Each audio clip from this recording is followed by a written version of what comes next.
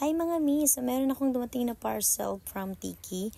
So nung kailan ko pa to siya na-order and dumating na siya. Bago pala siya ni-review mga mi. So nagamit ko na siya 1 to 2 months. And nagandahan naman ako, super love na love ko tong bag na to. Actually mga mi, super solid itong bag na to mga mi kasi from 1,000 plus. So lagi silang nagsisale mga mi. Check nyo na lang yung brand kasi yun yung name ng brand and name ng Tiki nila. And nag-range na lang ito ngayon ng mga 300 something. So super solid mga mi.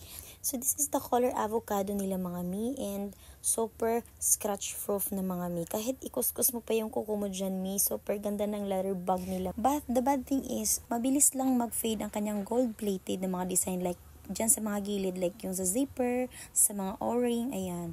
Mabilis lang siya mag-fade. Yun lang naman, pag direct to sunlight siya, mabilis siya mag-fade. But totally sa lahat po ng design ng bag, as in lahat, lalo na yung sa loob, super ganda. Super love na love ko yung bag. So nakadepende pa rin siya sa paggamit ng bag mga mi. But for me, this is a super solid na bag na mga mi.